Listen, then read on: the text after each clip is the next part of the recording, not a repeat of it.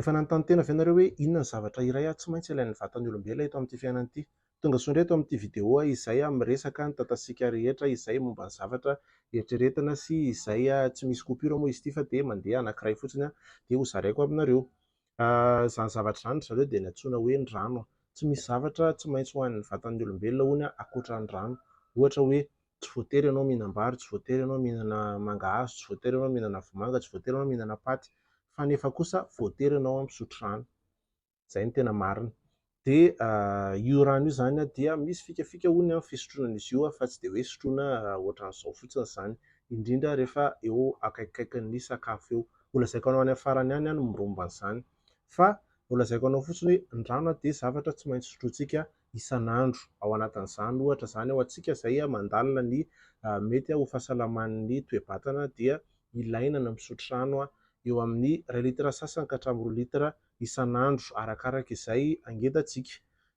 Io moa zany tsy teniteny foana fa tsy tadidiko tsara ilay izy fa ao anatin'izany rehetrarehetra izany ohatra ny vatantsika dia rano no tena betsaka ao anatiny ao dia mila rano isika izany isan'andro.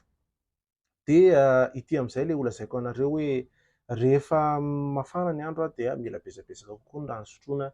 Rehefa mangatsiaka koa mila misotro rano, eny na dia hoe mety tsy dia mahavitavita kokoa ary rehefa mangatsiaka ny andro.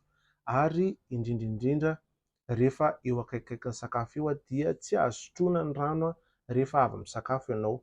Raha ohatra zany ianao mandalina fahasalamana ka hoe te ho salama dia tsy dia azo sotroina loatra hono ny rano hoy ny zareo mpandinika ny siansa rehefa avy misakafo ianao zany, satria ao anatin'ny tsinaintsika ao dia misy bakteria izay atao hoe flore intestinale izay manamboatra izay fandehan'ny sakafo rehetra izay nohanintsika izay, dia iny zany no mikarakara an'izay sakafo nohanintsika ao.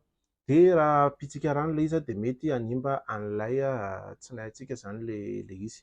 Izany hoe tsy tsara mihitsy izany ny misotro rano ao anatin'ny sakafo, fa ny tsara indrindra dia alohan'ny sakafo 30 minitra dia rehefa ao aorianan'ny sakafo 30 minitra. Dia mety hiteny ianao hoe ka rehefa avy misakafo dia mangetaheta. Eny, marina hono izany, fa nefa raha ohatra hoe avy misakafo ianao ka mangetaheta dia iny vatanao iny hono dia mahavita manome rano anao amin'ny alalan'iny sakafo izay nohaninao iny raha ao aorianan'ny sakafo ianao mangetaheta. Fa ao aorianan'ny 30 minitra amin'izay ianao misotro rano rehefa avy misakafo dia izay hono ny tena mahasalama. Dia ohatrohatran'izany ny resaka ao anatin'ity resaka rano ity.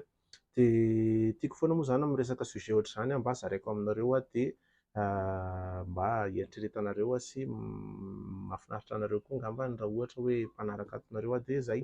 Mirary soa daholo dia amin'ny manaraka indray.